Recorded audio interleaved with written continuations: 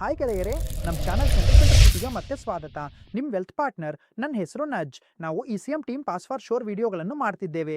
ಇದು ತಹರ್ಟಿನ್ ಎಕ್ಸಾಮ್ ಬಗ್ಗೆ. ಇದು ಸ್ಪೆಷಲೈಸ್ಡ್ ಇನ್ವೆಸ್ಟ್ಮೆಂಟ್ ಫಂಡ್ಸ್ಗಾಗಿ ಎಲ್ಲರಿಗೂ ಲಾಂಚ್ ಮಾಡಲಾಗಿದೆ. ನಾವು ಅದರ ವಿಡಿಯೋಗಳನ್ನು ತಯಾರಿಸುತ್ತಿದ್ದೇವೆ ಮತ್ತು ಇವು ಪಾಸ್ ಫಾರ್ ಶೋರ್ ವಿಡಿಯೋಗಳಾಗಿವೆ. ಈ ವಿಡಿಯೋಗಳಲ್ಲಿ ನಾವು ಖಚಿತಪಡಿಸಿಕೊಳ್ತೇವೆ ನೀವು ಈ ವಿಡಿಯೋಗಳನ್ನು ನೋಡಿದರೆ ಸಾಕು ಪಾಸ್ ಆಗುತ್ತೀರಿ. ಇದುವರೆಗೆ ನಾವು ಇಕ್ವಿಟಿ ಡೆರಿವೇಟಿವ್ ಪುಸ್ತಕದಿಂದ 3 ಅಧ್ಯಾಯಗಳನ್ನು ಕವರ್ ಮಾಡಿದ್ದೇವೆ.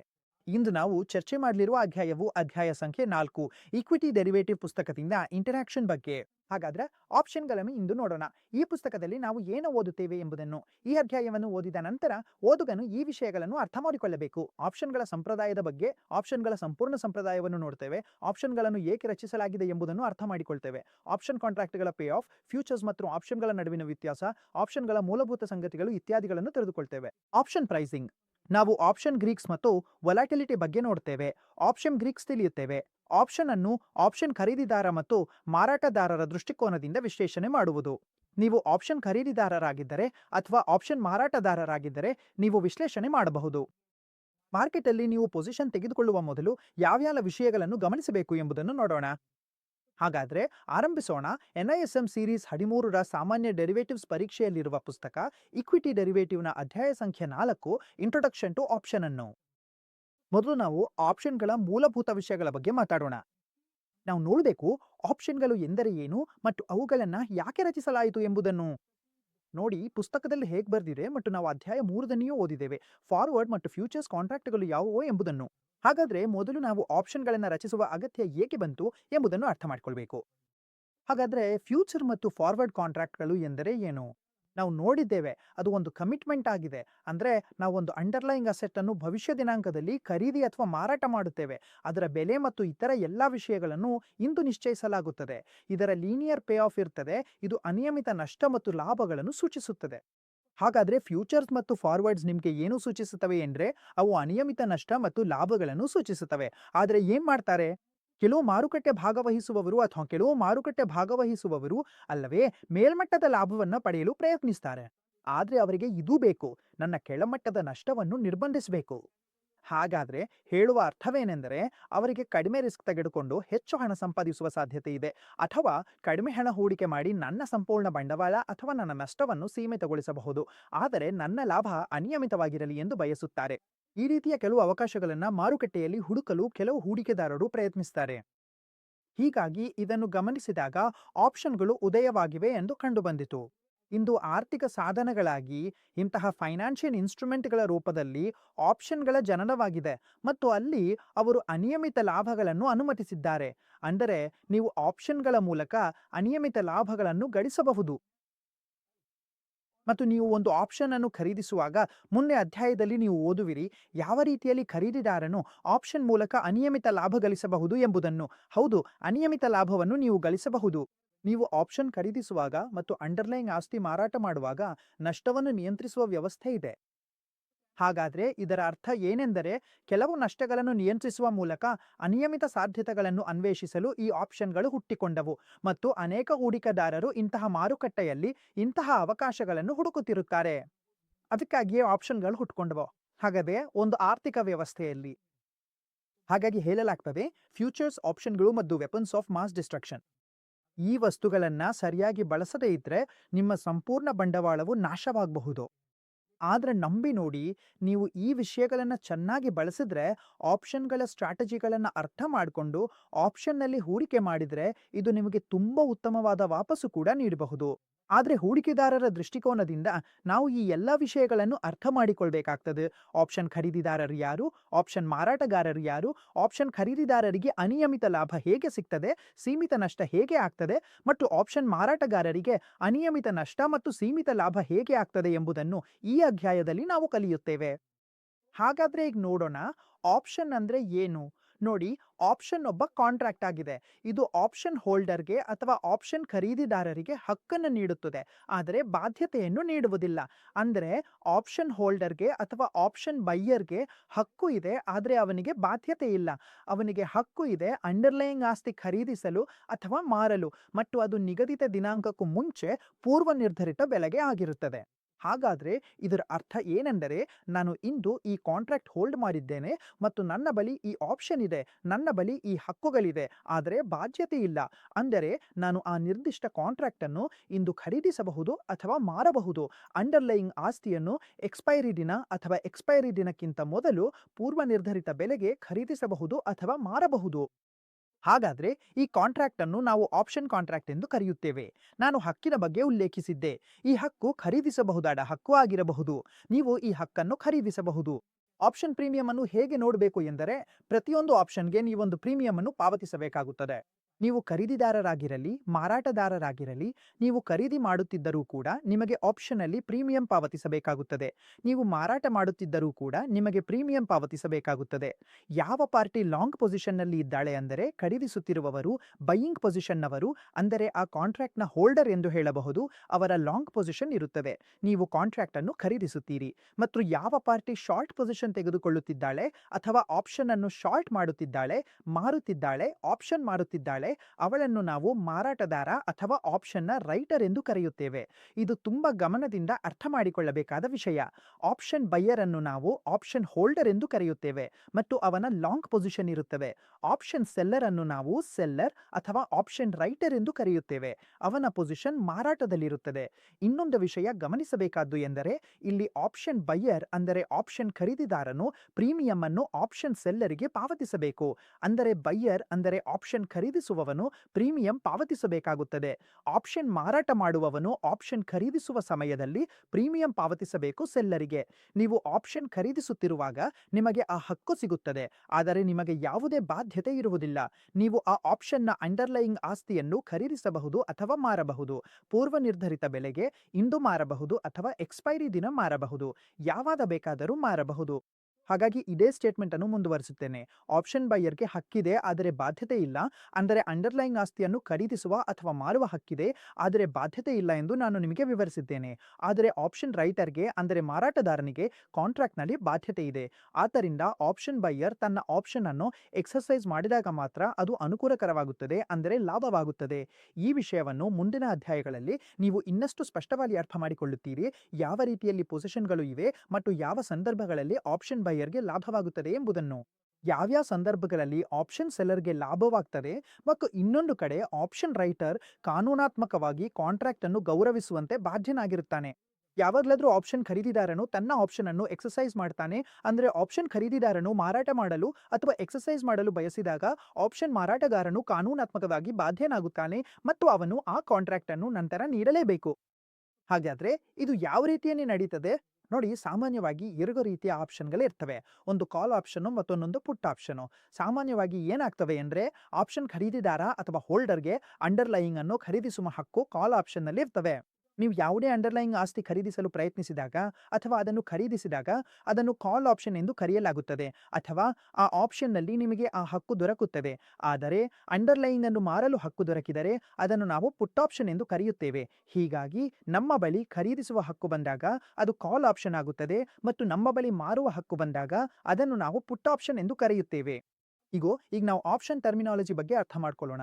ಯಾವ ರೀತಿಯಲ್ಲಿ ಮಾರ್ಕೆಟ್ನಲ್ಲಿ ಆಪ್ಷನ್ ಮಾರ್ಕೆಟ್ನ ಟರ್ಮಿನಾಲಜಿಗಳು ಬಳಸಲಾಗುತ್ತವೆ ಎಂಬುದನ್ನು ನೋಡಿ. ಇಲ್ಲಿ ನಾನು ನಿಫ್ಟಿಯ ಕಾಲ್ ಆಪ್ಷನ್ಗಳ ಕೋಡ್ಸ್ ಹಾಕಿದ್ದೇನೆ. ಉದಾಹರಣೆಗೆ ಈಗ ನೀವು ನೋಡ್ಬೋದು, ಇನ್ಸ್ಟ್ರೂಮೆಂಟ್ ಟೈಪ್ ಆಪ್ಷನ್ ಇಂಡೆಕ್ಸ್ ಆಗಿದೆ, ಅಂದರೆ ಇದು ನಿಫ್ಟಿಯ ಆಪ್ಷನ್ ಆಗಿದೆ. ಹೆಚ್ಚು ನಾನು ವಿವರವಾಗಿ ಹೇಳ್ತೇನೆ ಆಪ್ಷನ್ ಹೇಗೆ ಕೆಲಸ ಮಾಡುತ್ತದೆ ಎಂಬುದನ್ನು. ಇನ್ಸ್ಟ್ರೂಮೆಂಟ್ ಟೈಪ್ನಲ್ಲಿ ಈಗ ಆಪ್ಷನ್ ಇಂಡೆಕ್ಸ್ ನೋಡೋಣ. ಇದು ಯಾವ ಇನ್ಸ್ಟ್ರೂಮೆಂಟು? ಇದು ಆಪ್ಷನ್ ಇಂಡೆಕ್ಸ್ ಅಂಡರ್ಲೈಯಿಂಗ್ ನಿಫ್ಟಿ 50 ಆಗಿದೆ. ಎಕ್ಸ್ಪೈರಿ ಡೇಟ್ ಯಾವುದು ಅಂದರೆ ಇದು 25 ಆಗಿದೆ. ಆಪ್ಷನ್ ಟೈಪ್ ಕಾಲ್ ಯುರೋಪಿಯನ್ ಆಗಿದೆ, ಅಂದರೆ ಇದು ಯುರೋಪಿಯನ್ ಕಾಲ್ ಅಥವಾ ಅಮೆರಿಕನ್ ಆಗಿರಬಹುದು. ಇವೆರಡು ಮುಂದಿನ ಅಧ್ಯಾಯದಲ್ಲಿ ಬರ್ತವೆ. ಸ್ಟ್ರೈಕ್ ಪ್ರೈಸ್ ಇದೆ. ನಿಫ್ಟಿಯ 18,400 ಮತ್ತು ಆಪ್ಷನ್ ಪ್ರೈಸ್ 1255, ಪ್ರೈಸ್ 130 ಆಗಿದೆ. ಲೋ ಪ್ರೈಸು 93 ಆಡ್ ಇದೆ. ಕ್ಲೋಸ್ ಪ್ರೈಸ್ 124 ಆಗಿದೆ. ಕ್ರೆಡಿಟ್ ವಾಲ್ಯೂಮ್ ಸಿಟಿಯಲ್ಲಿ 1000 ಕಾಂಟ್ರಾಕ್ಟ್ಗಳು ಟ್ರೇಡ್ ಆಗಿವೆ. ಓಪನ್ ಇಂಟ್ರೆಸ್ಟ್ ಅಂದರೆ ಇಷ್ಟು ಪೊಸಿಷನ್ಗಳು ಇಲ್ಲೂ ಓಪನ್ ಆಗಿವೆ, ಅವು ಇನ್ನೂ ಕ್ಲೋಸ್ ಆಗಿಲ್ಲ. ಸುಮಾರು 14,97,000 ನಿಂದು ಈಗ ಓಪನ್ ಪೊಸಿಷನ್ ಇದೆ ಮತ್ತು ಅಂಡರ್ಲೈಯಿಂಗ್ ವ್ಯಾಲ್ಯೂ ಇದರಲ್ಲಿ 18,035 ರೂಪಾಯಿ ನಡೆಯುತ್ತಿದೆ. ಆದರೆ ನಿಫ್ಟಿಯ ಅಂಡರ್ಲೈಯಿಂಗ್ ವ್ಯಾಲ್ಯೂ ಕೂಡ ನಡೀತಿದೆ. 18,035 ನಡೀತಿದೆ. ಇದರ ಸ್ಟ್ರೈಕ್ ಪ್ರೈಸು 18,400 ಆಗಿತ್ತು. ಈಗ ನಿಫ್ಟಿಯ ಪುಟ್ ಆಪ್ಷನ್ ಬಗ್ಗೆ ನಾವು ಮಾತನಾಡ್ತಿರುವುದು ಇನ್ಸ್ಟ್ರೂಮೆಂಟ್ ಸೀಮನಲ್ಲಿ ಆಪ್ಷನ್ ಇಂಡೆಕ್ಸ್ ನಿಫ್ಟಿ 50 ಮತ್ತು 25 ಬಗ್ಗೆ. ಈ ಆಪ್ಷನ್ ಈಗ ಎಕ್ಸ್ಪೈರ್ ಆಗ್ತದೆ. ಪುಟ್ ಯುರೋಪ್ಲೇನ್ ಆಗಿದೆ. ಸ್ಟ್ರೈಕ್ ಪ್ರೈಸು 15,400 ಇದೆ. ಆಪ್ಷನ್ ಪ್ರೈಸು 193 ಆಗಿದೆ. ಹೈ ಪ್ರೈಸ್ 2,098 ಆಗಿದೆ. ಲೋ ಪ್ರೈಸ್ ಮತ್ತು ಕ್ಲೋಸ್ ಪ್ರೈಸ್ ಕೂಡ ಇದೆ. ಇಲ್ಲಿ ಕ್ರೆಡಿಟ್ ವಾಲ್ಯೂಮ್ ಉಲ್ಲೇಖಿಸಲಾಗಿದೆ. ಇದರಲ್ಲಿ ನಿಮಗೆ 31,000 ಓಪನ್ ಇಂಟ್ರೆಸ್ಟ್ ಕಾಣಿಸ್ತದೆ. ಇಲ್ಲಿ 4,97,000 ಓಪನ್ ಇಂಟ್ರೆಸ್ಟ್ ಇದೆ ಮತ್ತು ಅಂಡರ್ಲೈಯಿಂಗ್ ವ್ಯಾಲ್ಯೂ ಸುಮಾರು 18,030 ಇದೆ. ಹಾಗಾಗಿ ನೀವು ನೋಡಬಹುದು ಅಲ್ಲಿ ಕಾಲ್ ಆಪ್ಷನ್ ಅಲ್ಲಿ ಸ್ವಲ್ಪ ಹೆಚ್ಚು ಓಪನ್ ಇಂಟ್ರೆಸ್ಟ್ ಇತ್ತು. ಇಲ್ಲಿ ಓಪನ್ ಇಂಟ್ರೆಸ್ಟ್ ಕಡಿಮೆ ಇದೆ. ಮುಂದಿನ ಅಧ್ಯಾಯಗಳಲ್ಲಿ ನಾವು ಆಪ್ಷನ್ ಕಾಂಟ್ರಾಕ್ಟ್ ಎಂದರೆ ಏನು ಮತ್ತು ಓಪನ್ ಇಂಟ್ರೆಸ್ಟ್ ಎಂದರೆ ಏನು ಎಂಬುದನ್ನು ಓದ್ತೇವೆ. ನೋಡಿ, ಇಂಡೆಕ್ಸ್ ಆಪ್ಷನ್ ಎಂದರೆ ಇಂಡೆಕ್ಸ್ ಆಪ್ಷನ್ ಇದು ಆಪ್ಷನ್. ಸ್ಟಾಕ್ ಇಂಡೆಕ್ಸ್ ಅನ್ನು ಅಂಡರ್ಲೈಯಿಂಗ್ ಆಸ್ತಿ ಎಂದು ಪರಿಗಣಿಸಲಾಗುತ್ತದೆ. ಹಾಗಾದರೆ ಇಂಡೆಕ್ಸ್ ಆಪ್ಷನ್ಗಳಲ್ಲಿ ಅಂಡರ್ಲೈಯಿಂಗ್ ಆಸ್ತಿ ಯಾವುದಿರುತ್ತದೆ? ಯಾವುದೇ ಇಂಡೆಕ್ಸ್ ಇರಬಹುದು. ಉದಾಹರಣೆಗೆ Nifty option, bank Nifty option, ಸೆನ್ಸೆಕ್ಸ್ನ ಆಪ್ಷನ್. ಹಾಗಾದ್ರೆ ಇಲ್ಲಿ ಅಂಡರ್ಲೈಯಿಂಗ್ ಆಸ್ತಿ ಎಂದರೆ ನಿಮ್ಮ ಇಂಡೆಕ್ಸ್. ಸ್ಟಾಕ್ ಆಪ್ಷನ್ ಬಗ್ಗೆ ನಾವು ಮಾತಾಡುವಾಗ ಆ ಆಪ್ಷನ್ ವೈಯಕ್ತಿಕ ಸ್ಟಾಕ್ಗಳದ್ದಾಗಿರಬಹುದು. ಉದಾಹರಣೆಗೆ ನಾವು ONGC ಆಪ್ಷನ್ ತೆಗೆದುಕೊಂಡಿದ್ದೇವೆ, NPPC ಆಪ್ಷನ್ ತೆಗೆದುಕೊಂಡಿದ್ದೇವೆ, SBI ಆಪ್ಷನ್ ತೆಗೆದುಕೊಂಡಿದ್ದೇವೆ. ಹಾಗಾದ್ರೆ ನಾನು SBI ಕಾಲ್ ಆಪ್ಷನ್ ತೆಗೆದುಕೊಳ್ಳುತ್ತಿದ್ದೇನೆ ಎಂದರೆ SBI ಅಂಡರ್ಲೈಯಿಂಗ್ ಆಗಿದೆ. ನಾನು SBI ಪುಟ್ ಆಪ್ಷನ್ ತೆಗೆದುಕೊಳ್ಳುತ್ತಿದ್ದೇನೆ ಎಂದರೆ SBI ಪುಟ್ ಆಪ್ಷನ್ ಅಂಡರ್ಲೈಯಿಂಗ್ ಆಗಿದೆ. ಅಥವಾ ನಾನು ಯಾವುದೇ ಇಂಡೆಕ್ಸ್ನ ಆಪ್ಷನ್ ತೆಗೆದುಕೊಳ್ಳುತ್ತಿದ್ದೇನೆ ಎಂದರೆ ಆ ಇಂಡೆಕ್ಸ್ನಲ್ಲಿ ಲಾಂಗ್ ಅಥವಾ ಶಾರ್ಟ್ ಪೊಸಿಷನ್ ನಿರ್ಮಿಸುತ್ತಿದ್ದೇನೆ. ಇದನ್ನು ನಾವು index option buyer of the option ಎಂದು ಕರೆಯುತ್ತೇವೆ. ಇಲ್ಲಿ ಆಪ್ಷನ್ ಖರೀದಿದಾರನು ಯಾರು ಎಂದು ನೋಡೋಣ. ಅವನ ಬಳಿ ಹಕ್ಕು ಇದೆ, ಆದರೆ ಬಾಧ್ಯತೆ ಇಲ್ಲ. ಇಂಥ ಯಾವುದೇ ಒಪ್ಪಂದದಲ್ಲಿ ಈ ಹಕ್ಕನ್ನು ಪಡೆಯಲು ಅವನು ಸೆಲ್ಲರ್ಗೆ ಒಂದು ಪ್ರೀಮಿಯಂ ನೀಡಬೇಕಾಗುತ್ತದೆ. ಇದಾದ ನಂತರ ಅವನಿಗೆ ಆ ಹಕ್ಕು ಸಿಗುತ್ತದೆ. ಅಂದ್ರೆ ಕಾಲ್ ಆಪ್ಷನ್ ಸಂದರ್ಭದಲ್ಲಿ ಅಂಡರ್ಲೈಯಿಂಗ್ ಆಸ್ತಿ ಖರೀದಿಸುವ ಹಕ್ಕು ಮತ್ತು ಪುಟ್ ಆಪ್ಷನ್ ಸಂದರ್ಭದಲ್ಲಿ ಅಂಡರ್ಲೈಯಿಂಗ್ ಆಸ್ತಿ ಮಾರುವ ಹಕ್ಕು. ಹಾಗಾದ್ರೆ ನೀವು ಖರೀದಿಸುತ್ತಿದ್ದೀರಾ ಎಂದರೆ ನೀವು ಕಾಲ್ ಆಪ್ಷನ್ ಖರೀದಿಸುತ್ತಿದ್ದೀರಾ ಅಥವಾ ಪುಟ್ ಆಪ್ಷನ್ ಖರೀದಿಸುತ್ತಿದ್ದೀರಾ? ಎರಡೂ ಆಪ್ಷನ್ಗಳನ್ನು ನೀವು ಖರೀದಿಸಬಹುದು, ಎರಡೂ ಆಪ್ಷನ್ಗಳನ್ನು ನೀವು ಮಾರಬಹುದು ಕೂಡ. ಹಾಗಾದ್ರೆ ನೀವು ಆಪ್ಷನ್ ಖರೀದಿದಾರರಾಗಿದ್ರೆ ಇದು ಗಮನಿಸಬೇಕಾದ ವಿಷಯ. ನೀವು ಆಪ್ಷನ್ ಖರೀದಿದಾರರಾಗಿದ್ರೆ ನೀವು ಸೆಲ್ಲರ್ಗೆ ಒಂದು ಆಪ್ಷನ್ ಪ್ರೀಮಿಯಂ ನೀಡಬೇಕು. ನೀವು ಯಾವುದೇ ಆಪ್ಷನ್ ಖರೀದಿಸ್ತಿದ್ದೀರಿ, ಅದು ಕಾಲ್ ಆಪ್ಷನ್ ಆಗಿರಬಹುದು, ಪುಟ್ ಆಪ್ಷನ್ ಆಗಿರಬಹುದು. ಉದಾಹರಣೆಗೆ ನೀವು ನಿಫ್ಟಿಯ ಕಾಲ್ ತೆಗೆದುಕೊಳ್ಳುತ್ತಿದ್ದೀರಾ ಅಥವಾ ನಿಫ್ಟಿಯ ಪುಟ್ ತೆಗೆದುಕೊಳ್ಳುತ್ತಿದ್ದೀರಾ. ನಾವು ಕಾಲ್ ಆಪ್ಷನ್ ಖರೀದಿಸುವಾಗ ನಾವು ಮಾರುಕಟ್ಟೆ ಮೇಲಕ್ಕೆ ಹೋಗುತ್ತದೆ ಎಂದು ಭಾವಿಸುವಾಗ ಕಾಲ್ ಆಪ್ಷನ್ ಖರೀದಿಸುತ್ತೇವೆ. ಮತ್ತು ನಾವು ಮಾರುಕಟ್ಟೆ ಕೆಳಗೆ ಹೋಗಬಹುದು, ಮಾರುಕಟ್ಟೆ ಬೇರಿಶ್ ಮೋಡ್ನಲ್ಲಿದೆ ಎಂದು ಭಾವಿಸಿದಾಗ ನಾವು ಪುಟ್ ಆಪ್ಷನ್ ಖರೀದಿಸುತ್ತೇವೆ. ಹಾಗಾದ್ರೆ ನಾವು ಕಾಲ್ ಆಪ್ಷನ್ ಖರೀದಿಸಿದ್ರೆ ಮಾರುಕಟ್ಟೆ ಎಷ್ಟು ಮೇಲಕ್ಕೆ ಹೋಗುತ್ತದೋ ಅಷ್ಟು ನಮಗೆ ಲಾಭವಾಗುತ್ತದೆ. ಇದನ್ನು ಮುಂದಿನ ಅಧ್ಯಾಯಗಳಲ್ಲಿ ನಾವು ಓದುತ್ತೇವೆ. ನೀವು ಕಾಲ್ ಆಪ್ಷನ್ ಖರೀದಿಸುತ್ತಿದ್ದೀರಾ, ಪುಟ್ ಆಪ್ಷನ್ ಖರೀದಿಸುತ್ತಿದ್ದೀರಾ ಎಂದರೆ ನಿಮಗೆ ಪ್ರೀಮಿಯಂ ಕೊಡಬೇಕಾಗುತ್ತದೆ. ಈ ವಿಷಯವನ್ನು ನಿಮ್ಮ ಮನಸ್ಸಿನಲ್ಲಿ ಖಚಿತವಾಗಿ ನೆನಪಿಟ್ಟುಕೊಳ್ಳಿ. ನಾವು ಕಾಂಟ್ರಾಕ್ಟ್ ಖರೀದಿಸುತ್ತಿದ್ದಾಗ ಪ್ರೀಮಿಯಂ ಕೊಡಬೇಕಾಗುತ್ತದೆ. ಎರಡು ಸಂದರ್ಭಗಳಲ್ಲಿ ನೀವು ಕಾಲ್ ಆಪ್ಷನ್ ಖರೀದಿಸುತ್ತಿದ್ದೀರಾ, ಪುಟ್ ಆಪ್ಷನ್ ಖರೀದಿಸುತ್ತಿದ್ದೀರಾ, ನೀವು ಆಪ್ಷನ್ ಮಾರಾಟಗಾರರಿಗೆ ಪ್ರೀಮಿಯಂ ಕೊಡಬೇಕಾಗುತ್ತದೆ. ಈಗ ನಾವು ಆಪ್ಷನ್ ರೈತರ ಬಗ್ಗೆ ಮಾತಾಡೋಣ. ಅಂದ್ರೆ ನೀವು ಆಪ್ಷನ್ ಅನ್ನು ಮಾರ್ತಿದ್ದೀರಾ. ನೀವು ಆಪ್ಷನ್ ಅನ್ನು ಖರೀದಿಸಬಹುದು, ಮಾರಬಹುದು ಕೂಡ. ಹೇಗೋ ನಾನು ಹೇಳಿದ್ದಂತೆ, ಆದ್ರೆ ನೀವು ಆಪ್ಷನ್ ಮಾರ್ತಿದ್ದೀರಾ. ನೀವು ಆಪ್ಷನ್ ಮಾರ್ತಿದ್ದಾಗ ನಿಮಗೆ ಪ್ರೀಮಿಯಂ ಸಿಗ್ತದೆ. ಅಂದರೆ ನೀವು ಆಪ್ಷನ್ ಅನ್ನು ಮಾರಿದಿದ್ದೀರಾ ಎಂದರೆ ಆಪ್ಷನ್ ಖರೀದಿದಾರರಿಂದ ನಿಮಗೆ ಪ್ರೀಮಿಯಂ ಸಿಗ್ತದೆ. ಅಲ್ಲಿ ನಿಮಗೆ ಪ್ರೀಮಿಯಂ ಸಿಗ್ತದೆ ಮತ್ತು ಆದ್ದರಿಂದ ನೀವು ಒಪ್ಪಿಗೆಯಾದವರಾಗ್ತೀರಿ. ಖರೀದಿದಾರನು ಆ ಎಸ್ಎ ಅನ್ನು ಖರೀದಿಸಿದಾಗ ಯಾವಾಗ ಖರೀದಿದಾರನು ತನ್ನ ಹಕ್ಕನ್ನು ಎಕ್ಸಸೈಸ್ ಮಾಡುತ್ತಾನೋ ಆಗ ನಿಮಗೆ ಆಬ್ಲಿಗೇಷನ್ ಬರುತ್ತೆ. ಇಲ್ಲಿ ಅಂದ್ರೆ ನೀವು ಆ ಅಂಡರ್ಲೈಯಿಂಗ್ ಎಸ್ಎನ ನಂತರ ಅವನಿಗೆ ಕೊಡಬೇಕಾಗ್ತದೆ. ಯಾವಾಗ ಖರೀದಿದಾರನು ತನ್ನ ಹಕ್ಕನ್ನು ಎಕ್ಸರ್ಸೈಸ್ ಮಾಡುತ್ತಾನೋ ಅದಕ್ಕಾಗಿ ನಿಮಗೆ ಆಪ್ಷನ್ ಪ್ರೀಮಿಯಂ ಸಿಗುತ್ತಿದೆ. ಆದ್ರೆ ನಿಮ್ಗೆ ಅಂಡರ್ಲೈಯಿಂಗ್ ಸೆಟ್ ಏನೇ ಇದ್ರೂ ನೀವು ಸೆಲ್ಲರ್ ಆಗಿದ್ದೀರಾ ಅಥವಾ ಬಯರ್ ಆಗಿದ್ದೀರಾ. ಸೆಟ್ ಬಯರ್ ತನ್ನ ಹಕ್ಕನ್ನು ಎಕ್ಸರ್ಸೈಸ್ ಮಾಡಿದಾಗ ಅವನು ಹ್ಯಾಜ್ ಮಾಡ್ತಾನೆ. ಕಾಲ್ ಆಪ್ಷನ್ನಲ್ಲಿ ಸೆಲ್ ಆಬ್ಲಿಗೇಷನ್ ಮತ್ತು ಪುಟ್ ಆಪ್ಷನ್ನಲ್ಲಿ ಬೈ ಆಬ್ಲಿಗೇಷನ್ ಅಮೆರಿಕನ್ ಆಪ್ಷನ್ನಲ್ಲಿ ಇರ್ತದೆ. ಈಗ ನೋಡೋಣ ಅಮೆರಿಕನ್ ಆಪ್ಷನ್ ಯಾವುವು ಎಂಬುದನ್ನ. ನೋಡಿ, ಅಮೆರಿಕನ್ ಆಪ್ಷನ್ನ ಬಾಯರ್ ತನ್ನ ಹಕ್ಕನ್ನು ಯಾವುದೇ ಸಮಯದಲ್ಲಿ ಕಾಂಟ್ರಾಕ್ಟ್ ಎಕ್ಸ್ಪೈರಿ ಆಗುವ ಮೊದಲು ಅಥವಾ ಆ ದಿನವೂ ಎಕ್ಸರ್ಸೈಸ್ ಮಾಡಬಹುದು. ಹಾಗಾಗಿ ಅಮೆರಿಕನ್ ಆಪ್ಷನ್ಗಳಲ್ಲಿ ಸಾಮಾನ್ಯವಾಗಿ ಬಾಯರ್ ಅಥವಾ ಆಪ್ಷನ್ ಹೋಲ್ಡರ್ ತನ್ನ ಹಕ್ಕನ್ನು ಯಾವಾಗ ಬೇಕಾದರೂ ಎಕ್ಸರ್ಸೈಸ್ ಮಾಡಬಹುದು. ಯಾವುದೇ ಸಮಯದಲ್ಲಿ ಎಕ್ಸ್ಪೈರಿ ದಿನ ಅಥವಾ ಎಕ್ಸ್ಪೈರಿ ಮೊದಲು ಯುರೋಪಿಯನ್ ಆಪ್ಷನ್ನ ಕಾಂಟ್ರಾಕ್ಟ್ನಲ್ಲಿ ಸಾಮಾನ್ಯವಾಗಿ ಏನಾಗುತ್ತೆ ಅಂದರೆ ಅವನು ತನ್ನ ಹಕ್ಕನ್ನು ಕೇವಲ ಕಾಂಟ್ರಾಕ್ಟ್ನ ಎಕ್ಸ್ಪೈರಿ ದಿನವೇ ಎಕ್ಸರ್ಸೈಸ್ ಮಾಡಬಹುದು. ಹಾಗಾದರೆ ಯುರೋಪಿಯನ್ ಆಪ್ಷನ್ನ ಓನರ್ ಅಥವಾ ಹೋಲ್ಡರ್ ತನ್ನ ಹಕ್ಕನ್ನು ಕೇವಲ ಎಕ್ಸ್ಪೈರಿ ದಿನವೇ ಅಥವಾ ಆ ದಿನವೇ ಮಾತ್ರ ಆ ಕಾಂಟ್ರಾಕ್ಟ್ನಲ್ಲಿ ಎಕ್ಸರ್ಸೈಸ್ ಮಾಡಬಹುದು. ಇಲ್ಲಿ ಗಮನ ಕೊಡಬೇಕಾದ ಅತ್ಯಂತ ಮುಖ್ಯವಾದ ವಿಷಯವೆಂದರೆ ಭಾರತದಲ್ಲಿ ಎಲ್ಲ ಇಂಡೆಕ್ಸ್ ಆಪ್ಷನ್ಗಳು ಮತ್ತು ಸ್ಟಾಕ್ ಆಪ್ಷನ್ಗಳು ಯುರೋಪಿಯನ್ ಶೈಲಿಯದ್ದಾಗಿವೆ. ಈಗ ನಾನು ಆಪ್ಷನ್ ಪ್ರೀಮಿಯಂ ಬಗ್ಗೆ ಮಾತನಾಡುತ್ತೇನೆ. ಯಾವ ರೀತಿಯಲ್ಲಿ ಆಪ್ಷನ್ ಪ್ರೀಮಿಯಂಗಳನ್ನು ತೆಗೆದುಕೊಳ್ಳಲಾಗುತ್ತದೆ ಎಂಬುದನ್ನು ಇಲ್ಲಿ ಉದಾಹರಣೆಗೆ ನೋಡೋಣ. ಈಗ ಇದು ಆಪ್ಷನ್ ಖರೀದಿದಾರ ಮತ್ತು ಆಪ್ಷನ್ ಮಾರಾಟಗಾರನಿಗಿರುವ ಬೆಲೆ. ಹಾಗಾದ್ರೆ ಆಪ್ಷನ್ ಪ್ರೀಮಿಯಂ ಎಂದರೆ ಏನು? ಇದು ಆ ಬೆಲೆ ಅದನ್ನು ಆಪ್ಷನ್ ಖರೀದಿದಾರನು ಮಾರಾಟಗಾರನಿಗೆ ಪಾವತಿಸುತ್ತಾನೆ. ಅಂದರೆ ಉದಾಹರಣೆಗೆ ನಿಮ್ಮ ಅಂಡರ್ಲೈನ್ ನಿಫ್ಟಿ ಆಗಿದೆ. ನೀವು ನಿಫ್ಟಿಯ ಆಪ್ಷನ್ ಖರೀದಿಸುತ್ತಿದ್ದೀರಿ. ನಿಫ್ಟಿಯ ಕಾಲ್ ಆಪ್ಷನ್ ಅನ್ನು ನೀವು ಯಾವುದೇ ಸ್ಟ್ರೈಕ್ ಪ್ರೈಸಿನಲ್ಲಿ ಖರೀದಿಸುತ್ತಿದ್ದರೆ ನೀವು ಒಂದು ಬೆಲೆಯನ್ನು ಮಾರಾಟಗಾರನಿಗೆ ಕೊಡಬೇಕಾಗುತ್ತದೆ. ಅದನ್ನೇ ಆಪ್ಷನ್ ಪ್ರೀಮಿಯಂ ಎಂದು ಕರೆಯಲಾಗುತ್ತದೆ. ಈಗ ಉದಾಹರಣೆಯ ಮೂಲಕ ನಿಮಗೆ ಅರ್ಥ ಮಾಡಿಸೋಣ ಎಂದು ಪ್ರಯತ್ನಿಸುತ್ತೇನೆ. 2 ಆಪ್ಷನ್ ಪ್ರೀಮಿಯಂಗಳು ಇವೆ. ಒಂದು ಕಾಲ್ ಆಪ್ಷನ್ಗೆ ಒಂದು ₹124 ಮತ್ತು ಇನ್ನೊಂದು ಪುಟ್ ಆಪ್ಷನ್ಗೆ ಒಂದು ₹177. ಎರಡು ಸ್ಟ್ರೈಕ್ ಪ್ರೈಸ್ ₹18,400 ನಿಫ್ಟಿಯ ಆಪ್ಷನ್ಗಳು.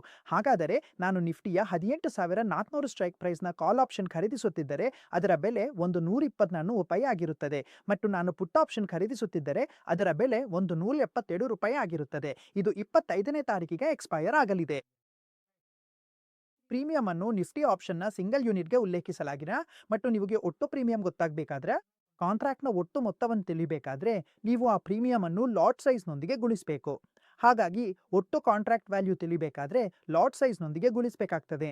ಹಾಗಾದ್ರೆ ನಿಫ್ಟಿಯ ಲಾಟ್ ಎಷ್ಟಿದೆ ಎಂದರೆ ಉದಾಹರಣೆಗೆ ನಿಫ್ಟಿಯ ಲಾಟ್ ಸೈಜ್ ₹75 ಆಪ್ಷನ್ ಪ್ರೀಮಿಯಂಗಾಗಿ ನೀವು ಎಷ್ಟು ಹಣ ಕೊಡಬೇಕಾಗುತ್ತದೆ ಎಂಬುದು ಗೊತ್ತಾಗುತ್ತದೆ. ನೀವು ಪುಟ್ ಆಪ್ಷನ್ ಖರೀದಿಸಬೇಕೆಂದಿದ್ರೆ ಮತ್ತು ನಿಫ್ಟಿಯ ಲಾಟ್ 75 ಇದ್ರೆ ಇಲ್ಲಿ ನೀವು ಆಪ್ಷನ್ ಖರೀದಿಸಬೇಕಾದ್ರೆ ಕಾಲ್ ಆಪ್ಷನಿಗೆ ನಿಮ್ಮದು ₹124 ಇತ್ತು. 124.50 75ರಿಂದ ಗುಣಿಸಿದರೆ ಅದು ನಿಮ್ಮ ಕಾಂಟ್ರಾಕ್ಟ್ ಮೌಲ್ಯವಾಗುತ್ತದೆ. ಪುಟ್ ಆಪ್ಷನ್ನ ಸಂದರ್ಭದಲ್ಲಿ ನಿಮ್ಮದು 770.60 75ರಿಂದ ಗುಣಿಸಿದರೆ ನಿಮ್ಮ ಕಾಂಟ್ರಾಕ್ಟ್ ಮೌಲ್ಯ ಬರುತ್ತದೆ. ನಿಫ್ಟಿಯ ಲಾಟ್ ಸೈಜ್ ಯಾವುದು ಅಂತ ಕೇಳಬಹುದು. ಪ್ರಶ್ನೆ ಹೇಗೆ ಬರುತ್ತದೆ ಅಂದರೆ ಇಲ್ಲಿ ಪ್ರಶ್ನೆ ಬರುತ್ತದೆ, ನಿಮಗೆ ಕಾಲ್ ಪ್ರೈಸ್ ಕೊಟ್ಟಿದ್ದಾರೆ, ನಾಳೆ ನಿಫ್ಟಿಯ ಈ ಸ್ಟ್ರೈಕ್ ಪ್ರೈಸ್ಗೆ ಬೆಲೆ ₹100 ಇದೆ ಮತ್ತು ಲಾಟ್ ಸೈಜ್ ನಿಫ್ಟಿಯದು 70 ಇದೆ, ಕಾಂಟ್ರಾಕ್ಟ್ ಮೌಲ್ಯ ಹೇಗೆ ಲೆಕ್ಕ ಹಾಕುವುದು ಎಂದು ಕೇಳುತ್ತಾರೆ. ಈಗ ಆ ನಿರ್ದಿಷ್ಟ ₹100ನ್ನು 100 ಗುಣಿಸಿ 75 ಮಾಡಿದರೆ ನಿಮ್ಮ ಕಾಂಟ್ರಾಕ್ಟ್ ಮೌಲ್ಯವು ₹7,500 ಬರ್ತದೆ. ಹಾಗಾದ್ರೆ ಈ ರೀತಿಯ ಪ್ರಶ್ನೆ ಬರ್ತದೆ, ನೀವು ಕಾಂಟ್ರಾಕ್ಟ್ ಮೌಲ್ಯವನ್ನು ಹೇಗೆ ಲೆಕ್ಕ ಹಾಕುತ್ತೀರಿ ಎಂದು. ಇದಕ್ಕಾಗಿ ನೀವು ಪ್ರೀಮಿಯಂ ಅನ್ನು ಲಾಟ್ ಸೈಜ್ನೊಂದಿಗೆ ಗುಣಿಸಬೇಕು. ಆಗ ನಿಮ್ಮ ಆಪ್ಷನ್ ಪ್ರೀಮಿಯಂನ ಕಾಂಟ್ರಾಕ್ಟ್ ಮೌಲ್ಯ ಸಿಗುತ್ತದೆ. ಸ್ಪಾಟ್ ಪ್ರೈಸ್ ಬಗ್ಗೆ ಮಾತಾಡೋಣ. ನೋಡು, ಸ್ಪಾಟ್ ಪ್ರೈಸ್ ಅಂದ್ರೆ ಏನು ಒಂದು. ಕಳೆದ ಅಧ್ಯಾಯದಲ್ಲಿಯೂ ನಾವು ಅರ್ಥ ಮಾಡ್ಕೊಂಡಿದ್ದೇವೆ. ಇದು ಅಂಡರ್ಲೈಂಗ್ ಆಸ್ತಿಯು ಸ್ಪಾಟ್ ಮಾರುಕಟ್ಟೆಯಲ್ಲಿ ಟ್ರೇಡ್ ಆಗ್ತಿರುವ ಬೆಲೆ ಅಂದ್ರೆ ಕ್ಯಾಶ್ ಬೆಲೆ. ಆ ಅಂಡರ್ಲೈಂಗ್ ಸೆಕ್ನ ಉದಾಹರಣೆಗೆ ನಿಫ್ಟಿಯ ಕ್ಯಾಶ್ ಬೆಲೆ ಸ್ಪಾಟ್ ಮಾರುಕಟ್ಟೆಯಲ್ಲಿ ಆ ಕ್ಷಣದಲ್ಲಿ ಟ್ರೇಡ್ ಆಗ್ತಿದೆ. ಅದನ್ನು ನಾವು ಸ್ಪಾಟ್ ಪ್ರೈಸ್ ಎಂದು ಕರೆಯುತ್ತೇವೆ. ಉದಾಹರಣೆಗೆ ಇಲ್ಲಿ ನಿಫ್ಟಿಯ ಸ್ಪಾಟ್ ಪ್ರೈಸ್ ಎಷ್ಟಿದೆ? ಈ ಉದಾಹರಣೆಯಲ್ಲಿ ₹18,315.10 ಆ ಕ್ಷಣದಲ್ಲಿ. ಹಾಗಾದ್ರೆ ಇದು ನಿಫ್ಟಿಯ ಸ್ಪಾಟ್ ಪ್ರೈಸ್ ಆಗಿದೆ. ಈಗ ನಾವು ಸ್ಟ್ರೈಕ್ ಪ್ರೈಸ್ ಮತ್ತು ಎಕ್ಸರ್ಸೈಸ್ ಪ್ರೈಸ್ ಬಗ್ಗೆ ಮಾತಾಡೋಣ. ನೋಡಿ, ಯಾವ ದರದಲ್ಲಿ ಸ್ಟ್ರೈಕ್ ಪ್ರೈಸ್ ಇರುತ್ತದೋ ಅದೇ ದರದಲ್ಲಿ ಷೇರುಗಳನ್ನು ಕೊಳ್ಳಬಹುದು. ಅಂಡರ್ಲೈಯಿಂಗ್ ಸೆಕ್ಯೂರಿಟಿಯಲ್ಲಿ ಕಾಲ್ ಆಪ್ಷನ್ ಖರೀದಿದಾರರು ಕೊಳ್ಳಬಹುದು ಮತ್ತು ಪುಟ್ ಆಪ್ಷನ್ ಮಾರುವವರು ಮಾರಬಹುದು. ನಮ್ಮ ಉದಾಹರಣೆಯಲ್ಲಿ ನಿಫ್ಟಿ ಮತ್ತು ಕಾಲ್ ಆಪ್ಷನ್ನ ಸ್ಟ್ರೈಕ್ ಪ್ರೈಸ್ ಎಷ್ಟಿತ್ತು? 18,400 ಇತ್ತು. ಅಂದ್ರೆ 18,400ನ ಸ್ಟ್ರೈಕ್ ಪ್ರೈಸ್. ನೀವು ನಿನ್ನೆ ಯಾವ ಆಪ್ಷನ್ ತೆಗೆದುಕೊಂಡಿದ್ದೀರೋ ಅದನ್ನು ನಾವು ಸ್ಟ್ರೈಕ್ ಪ್ರೈಸ್ ಎಂದು ಕರೆಯುತ್ತೇವೆ. ಹಾಗಾದ್ರೆ ಈ ಸ್ಟ್ರೈಕ್ ಪ್ರೈಸ್ ಏನೇನಾದ್ರೂ ಆಗಬಹುದು. ಅಂಡರ್ಲೈನ್ ಸ್ಪಾಟ್ ಪ್ರೈಸ್ ನಿಫ್ಟಿಯದು 18,035 ಇದೆ. ಇಲ್ಲಿ ನಾವು ಸ್ಟ್ರೈಕ್ ಪ್ರೈಸ್ ಬಗ್ಗೆ ಮಾತಾಡತಿರೋದು 18,400 ಬಗ್ಗೆ. ಹಾಗಾದ್ರೆ ನಾವು ಯಾವ ಅಂಡರ್ಲೈಯಿಂಗ್ ಸೆಕ್ಯೂರಿಟಿಯ ಕಾಂಟ್ರಾಕ್ಟ್ ಖರೀದಿಸ್ತೇವೋ ಅದನ್ನು ನಾವು ಸ್ಟ್ರೈಕ್ ಪ್ರೈಸ್ ಎಂದು ಕರೆಯುತ್ತೇವೆ. ಈಗ ಇಲ್ಲಿ ನಾವು 18,500ನ ಕಾಲ್ ಆಪ್ಷನ್ ಅಥವಾ ಪುಟ್ ಆಪ್ಷನ್ ಕೂಡ ಖರೀದಿಸಬಹುದು. ನಾವು 18,600 ಮಾಡ್ಬೋದು, 700 ಮಾಡ್ಬೋದು, 18,300 ಮಾಡ್ಬೋದು. ಹಾಗಾಗಿ ಈ ಸ್ಟ್ರೈಕ್ ಪ್ರೈಸ್ ನೀವು ಒಂದು ಡಿಮ್ಯಾಟ್ ಖಾತೆ ತೆರೆಯೋಸೆ ಟ್ರೇಡ್ ಮಾಡಿದಾಗ ನಿಮಗೆ ಎಷ್ಟು ಆಪ್ಷನ್ಗಳ ಯಾವ ಪ್ರೈಸ್ ನಡೀತಿದೆ ಎಂಬುದು ಗೊತ್ತಾಗ್ತದೆ. ಅದೇ ರೀತಿಯಲ್ಲಿ ನೀವು ಆ ಕಾಲ್ ಆಪ್ಷನ್ ಖರೀದಿಸಬಹುದು ಮತ್ತು ಬಯರ್ ಮಾಡಬಹುದು.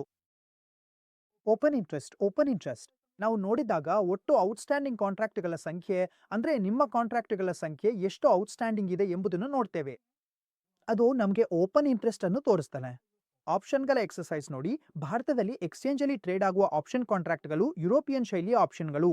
ನಾನು ನಿಮಗೆ ಮೊದಲು ಹೇಳಿದಂತೆ ಬಯರ್ ತನ್ನ ಆಪ್ಷನ್ ಅನ್ನ ಯಾವಾಗ ಎಕ್ಸರ್ಸೈಸ್ ಮಾಡಬಹುದು ಎಂಬುದನ್ನ ನೋಡೋಣ. ಈ ಕಾಂಟ್ರಾಕ್ಟ್ಗಳ ಮೆಚುರಿಟಿಯ ಸಮಯದಲ್ಲಿ ಮಾತ್ರ ಬಯರ್ ಎಕ್ಸರ್ಸೈಸ್ ಮಾಡಬಹುದು. ಮಾತ್ರ ಎಕ್ಸ್ಪೈರಿ ದಿನವೇ. ಹೌದು, ಇದೇ ಆಪ್ಷನ್ನ ಎಕ್ಸರ್ಸೈಸ್. ಈಗ ನಾವು ಮನಿ ಆಫ್ ದ ಆಪ್ಷನ್ ಬಗ್ಗೆ ಮಾತಾಡೋಣ. ಯಾವಾಗ ಆಪ್ಷನ್ ಅನ್ನು in the money, out of the money ಮತ್ತು ಎಟ್ ದ ಮನಿ ಎಂದು ಕರೆಯುತ್ತಾರೆ ಎಂಬುದನ್ನು ನೋಡೋಣ. ಈ ವಿಷಯದಲ್ಲಿ ತುಂಬಾ ಪ್ರಶ್ನೆಗಳು ಬರಬಹುದು. ಹಾಗಾದ್ರೆ in the money call option ಅರ್ಥ ಮಾಡ್ಕೊರೋಣ. ಈ ಆಪ್ಷನ್ ನಲ್ಲಿ ಈ ಆಪ್ಷನ್ ಏನ್ ಮಾಡ್ತಾರೆ ನೋಡಿ. ಆಪ್ಷನ್ ಹೋಲ್ಡರ್ಗೆ ಪಾಸಿಟಿವ್ ಕ್ಯಾಶ್ ಫ್ಲೋ ಕೊಡ್ತಾನೆ. ಹಾಗಾದ್ರೆ ನಮ್ಮ ಮನಸ್ಸಿನಲ್ಲಿ ಒಂದು ಸ್ಟೇಟ್ಮೆಂಟ್ ಸ್ಪಷ್ಟವಾಗಿರಬೇಕು. ಅಂದ್ರೆ ಈ ಆಪ್ಷನ್ ಹೋಲ್ಡರ್ಗೆ ಕೊಡ್ತದೆ ಪಾಸಿಟಿವ್ ಕ್ಯಾಶ್ ಫ್ಲೋ. ನೀವು ಪಾಸಿಟಿವ್ ಕ್ಯಾಶ್ ಫ್ಲೋ ಪಡೆಯುತ್ತಿದ್ದರೆ ಅದನ್ನು ನಾವು in the money call option ಎಂದು ಕರೆಯುತ್ತೇವೆ.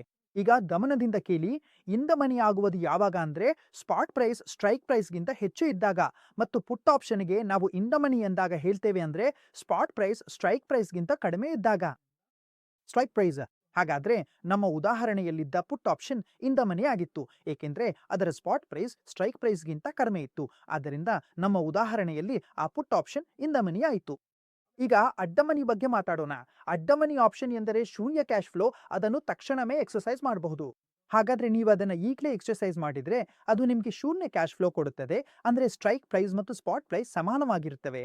ಇಲ್ಲಿ ನಾವು ಗಮನ ಕೊಡಬೇಕಾದ ಮುಖ್ಯ ವಿಷಯವೆಂದ್ರೆ ಸ್ಟ್ರೈಕ್ ಪ್ರೈಸು ನಿಮ್ಮ ಸ್ಪಾಟ್ ಪ್ರೈಸ್ಗೆ ಸಮಾನವಾಗಿರುತ್ತದೆ. ಈಗ out of the money option ಬಗ್ಗೆ ನೋಡೋಣ. ಈಗ ನಾವು ಮಾತಾಡೋಣ out of the money option ಅಂದ್ರೆ ಏನು ಅಂತ. ಇದು ಯಾವಾಗ ಬರ್ತದೆ ಅಂದ್ರೆ ಸ್ಟ್ರೈಕ್ ಪ್ರೈಸ್ ಸ್ಪಾಟ್ ಪ್ರೈಸ್ಗಿಂತ ಹೆಚ್ಚಾಗಿರ್ತದೆ ಆಪ್ಷನ್ ಹೋಲ್ಡರ್ಗೆ. ಹಾಗಾದ್ರೆ ನೀವು ಆಪ್ಷನ್ ಖರೀದಿದಾರರಾಗಿದ್ರೆ ನಿಮ್ಮ ಸ್ಪಾಟ್ ಪ್ರೈಸ್ ನಿಮ್ಮ ಸ್ಟ್ರೈಕ್ ಪ್ರೈಸ್ಗಿಂತ ಕಡಿಮೆ ಇರುತ್ತದೆ. ಅಂದರೆ ಸ್ಟ್ರೈಕ್ ಪ್ರೈಸ್ ಸ್ಪಾಟ್ ಪ್ರೈಸ್ಗಿಂತ ಹೆಚ್ಚಾಗಿದೆ. ಹಾಗಾದ್ರೆ ಇನ್ನೊಂದು ರೀತಿಯಲ್ಲಿ ಹೇಳಬೇಕಾದ್ರೆ ಆಪ್ಷನ್ ಹೋಲ್ಡರ್ಗೆ ನೆಗೆಟಿವ್ ಕ್ಯಾಶ್ ಫ್ಲೋ ಬರ್ತದೆ. ನೀವು ಇದನ್ನು ತಕ್ಷಣ ಎಕ್ಸರ್ಸೈಸ್ ಮಾಡಿದ್ರೆ ನಿಮಗೆ ನೆಗೆಟಿವ್ ಕ್ಯಾಶ್ ಫ್ಲೋ ಆಗ್ತದೆ. ಹಾಗಾದ್ರೆ ನಾವು ಕಾಲ್ ಆಪ್ಷನ್ ಬಗ್ಗೆ ಮಾತಾಡೋಣ. ಕಾಲ್ ಆಪ್ಷನ್ ಯಾವಾಗ ಔಟ್ ಆಫ್ ದ ಮನಿ ಆಗ್ತದೆ ಅಂದ್ರೆ ಸ್ಪಾಟ್ ಪ್ರೈಸ್ ಸ್ಟ್ರೈಕ್ ಪ್ರೈಸ್ಗಿಂತ ಕಡಿಮೆ ಇರುತ್ತದಾಗ. ಹಾಗಾದ್ರೆ ನಿಮ್ ಸ್ಪಾಟ್ ಪ್ರೈಸ್ ಸ್ಟ್ರೈಕ್ ಪ್ರೈಸ್ಗಿಂತ ಕಡಿಮೆ ಇದ್ದರೆ, ಮತ್ತು ಪುಟ್ ಆಪ್ಷನ್ ಯಾವಾಗ ಔಟ್ ಆಫ್ ದ ಮನಿ ಆಗ್ತದೆ ಅಂದ್ರೆ ನಿಮ್ ಸ್ಪಾಟ್ ಪ್ರೈಸ್ ಸ್ಟ್ರೈಕ್ ಪ್ರೈಸ್ಗಿಂತ ಹೆಚ್ಚಾಗಿದ್ದರೆ. ನಮ್ಮ ಉದಾಹರಣೆಯಲ್ಲಿ ಕಾಲ್ option out of the money ಆಗಿದೆ ಎಂದು ನಾನು ನಿಮಗೆ ಹೇಳಿದ್ದೇನೆ. ಈಗ ಇಂಟ್ರಿನ್ಸಿಕ್ ವ್ಯಾಲ್ಯೂ ಬಗ್ಗೆ ಮಾತಾಡ ನೋಡಿ. ಇಂಟ್ರಿನ್ಸಿಕ್ ವ್ಯಾಲ್ಯೂ ಅಂದರೆ ಆ ಮೊತ್ತ, ಇದು ಪ್ರಥಮ ಉಲ್ಲೇಖ ಮೊತ್ತವಾಗಿದ್ದು ಅದರಿಂದ ಆಪ್ಷನ್ ಇನ್ ದ ಮನಿ ಆಗಿರುತ್ತದೆ. ಹಾಗಾಗಿ ಈ ಮೊತ್ತವೇ ಆಪ್ಷನ್ ಖರೀದಿದಾರರಿಗೆ ಪ್ರೀಮಿಯಂ ಪಾವತಿಸುವ ಮೊದಲು ಸಿಗುವ ಮೊತ್ತ. ಹಾಗಾದ್ರೆ ನೀವು ಪ್ರೀಮಿಯಂ ಪಾವತಿಸುವ ಮೊದಲಿರುವ ಮೊತ್ತವೇ ಇಂಟ್ರಿನ್ಸಿಕ್ ವ್ಯಾಲ್ಯೂ. ಆ ಮೊತ್ತವೇ ಆಪ್ಷನ್ ಖರೀದಿದಾರರಿಗೆ ಪ್ರೀಮಿಯಂ ಪಾವತಿಸುವ ಮೊದಲು ಸಿಗುವ ಮೊತ್ತವನ್ನು ಸೂಚಿಸುತ್ತದೆ. ಈಗ ಆಪ್ಷನ್ ಪೇ ಆಫ್ ಚಾರ್ಟ್ ಬಗ್ಗೆ ಮಾತಾಡ. ಯಾವ ರೀತಿಯಲ್ಲಿ ಪೇ ಆಫ್ ಚಾರ್ಟ್ ರಚಿಸಲಾಗುತ್ತದೆ ಎಂಬುದನ್ನು ನೋಡೋಣ. ಮೊದಲಿಗೆ ಲಾಂಗ್ ಪೊಸಿಷನ್ ಬಗ್ಗೆ ಮಾತಾಡೋಣ. ಹಾಗಾದ್ರೆ ನೀವು ಲಾಂಗ್ ಪೊಸಿಷನ್ ನಲ್ಲಿದ್ದೀರಾ ಅಥವಾ ನೀವೊಂದು ಆಪ್ಷನ್ ಖರೀದಿಸಿದ್ದೀರಾ ಅಂದ್ರೆ ನಿಮಗೆ ಒಂದು ರೀತಿಯಲ್ಲಿ ಹಕ್ಕು ಸಿಗ್ತದೆ. ಆದ್ರೆ ಅದು ಕಡ್ಡಾಯವಲ್ಲ. ಹೌದು. ಹಾಗಾಗಿ ನಿಮಗೆ ಏನಂದ್ರೆ ನೀವು ಲಾಂಗ್ ಆಗಿದ್ರೆ ಅಂದ್ರೆ ಇಕ್ವಿಟಿ ಆಪ್ಷನ್ ಕಾಂಟ್ರಾಕ್ಟ್ ನಲ್ಲಿ ಲಾಂಗ್ ಆಗಿದ್ರೆ ಹಾಗಾದ್ರೆ ನಿಮ್ಗೆ ಏನ್ ಸಿಗುತ್ತೆ ಅಂದ್ರೆ ನೀವು ಆಪ್ಷನ್ ಅನ್ನು ಎಕ್ಸರ್ಸೈಸ್ ಮಾಡೋ ಹಕ್ಕು ಹೊಂದಿರ್ತೀರಿ. ನಿಮ್ಮ ಸಾಧ್ಯವಾದ ನಷ್ಟವು ಕೇವಲ ನೀವು ಪಾವತಿಸಿದ ಆಪ್ಷನ್ ಪ್ರೀಮಿಯಂಗೆ ಮಾತ್ರ ಸೀಮಿತವಾಗಿರುತ್ತೆ. ಹಾಗಾಗಿ ನಿಮ್ಮ ಗರಿಷ್ಠ ನಷ್ಟವು ನೀವು ಪಾವತಿಸಿದ ಪ್ರೀಮಿಯಂ ಅಷ್ಟೇ ಆಗಿರುತ್ತದೆ.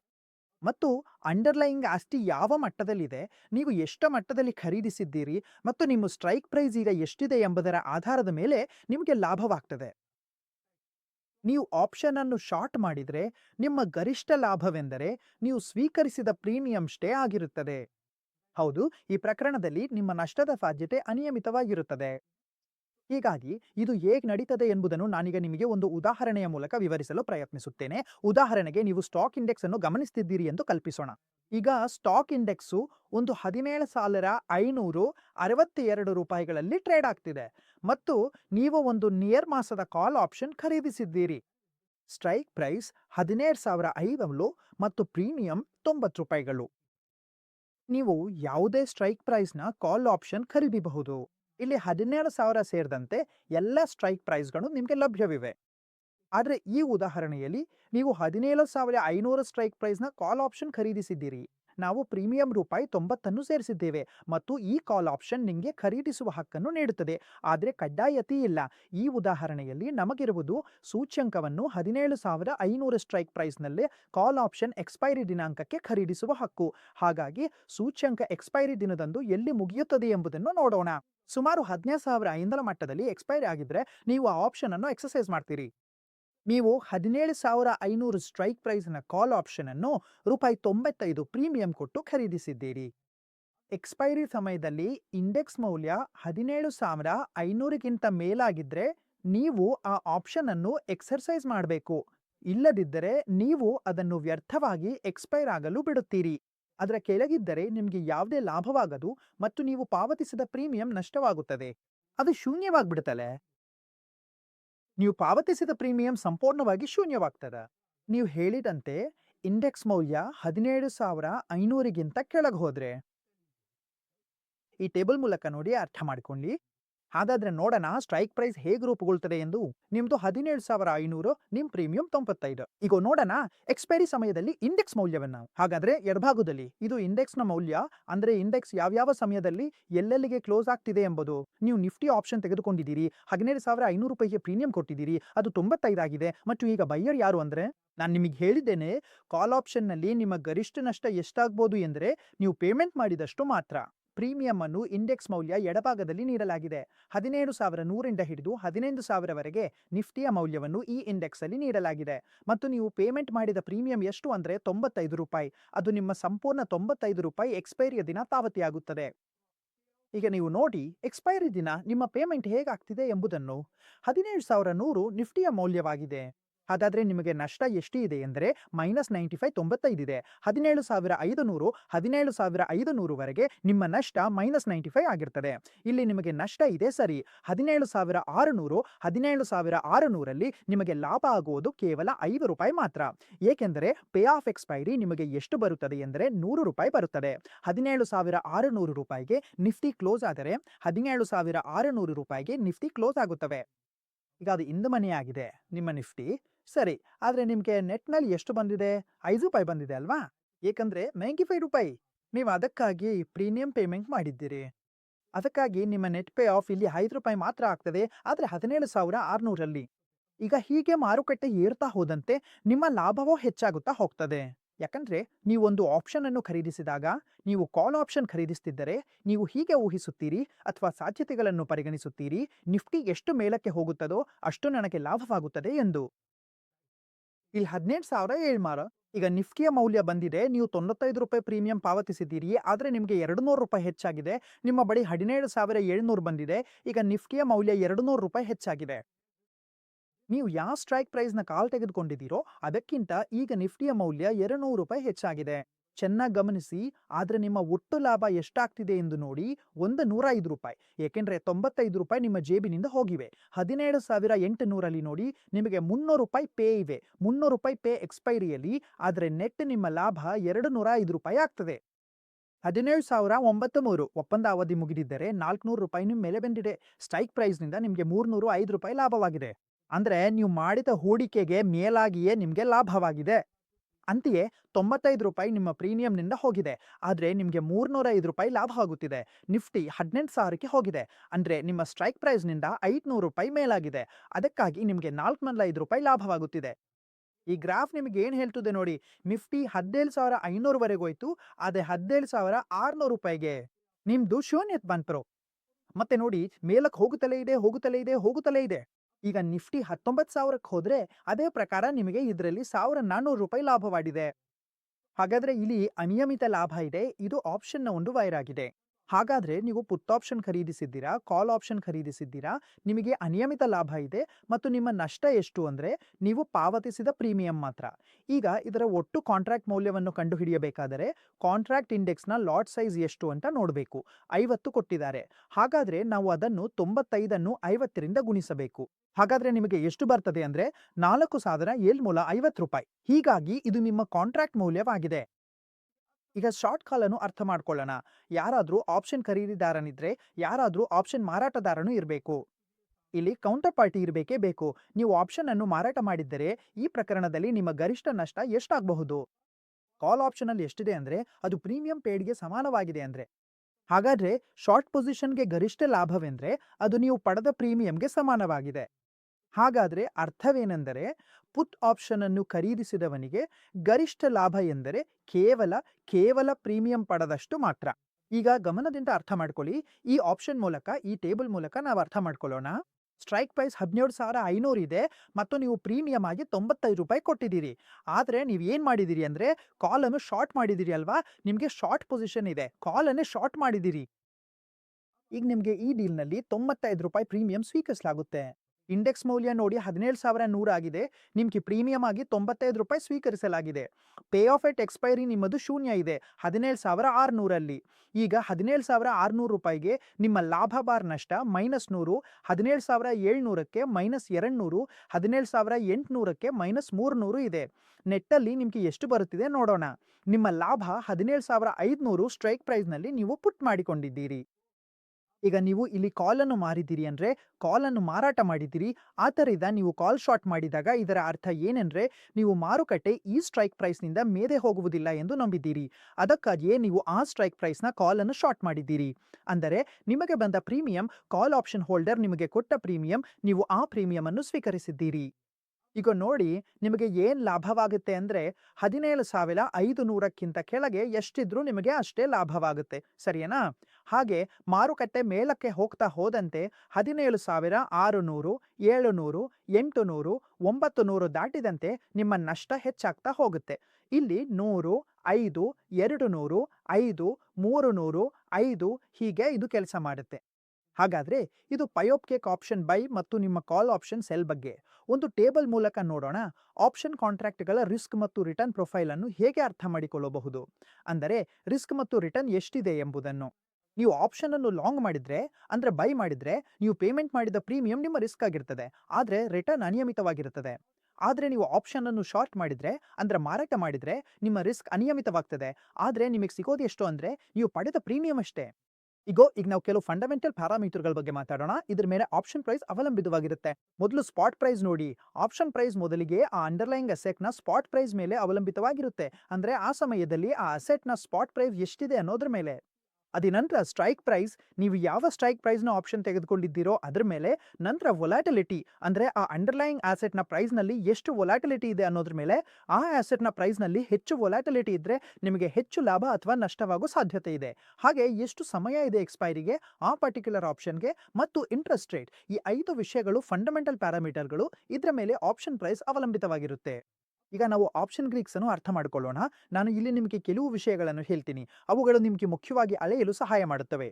ಹೌದು, ಆಪ್ಷನ್ ಪ್ರೈಸ್ ನಲ್ಲಿ ಹೇಗೆ ಬದಲಾವಣೆಗಳು ಬರಬಹುದು ಅನ್ನೋದನ್ನು ನೋಡೋಣ. ಮೊದಲು ಡೆಲ್ಟಾವನ್ನು ನೋಡಿ. ಡೆಲ್ಟಾ ಏನು ಅಳೆಯುತ್ತದೆ ಎಂದರೆ ಡೆಲ್ಟಾ ಆಪ್ಷನ್ನ ಸಂವೇದನಾಶೀಲತೆಯನ್ನು ಅಳೆಯುತ್ತವೆ. ಅಂದರೆ ಅಂಡರ್ಲೈಂಗ್ ಸೆಟ್ಟಿನ ಬೆಲೆಯಲ್ಲಿ ಸ್ವಲ್ಪ ಬದಲಾವಣೆ ಬಂದಾದ ಆಪ್ಷನ್ ಮೇಲೆ ಏನು ಪರಿಣಾಮ ಬೀರುತ್ತದೆ ಎಂಬುದನ್ನು ತೋರಿಸುತ್ತವೆ. ಒಂದು ಚಿಕ್ಕ ಬೆಲೆ ಬದಲಾವಣೆ ಮೇಲೋ ಕೆಳಗೋ ಆದಾಗ ನನ್ನ ಆಪ್ಷನ್ ಮೇಲೆ ಯಾವ ಪರಿಣಾಮ ಬೀರುತ್ತದೆ ಎಂಬುದನ್ನು ಡೆಲ್ಟಾ ಸೂಚಿಸುತ್ತವೆ.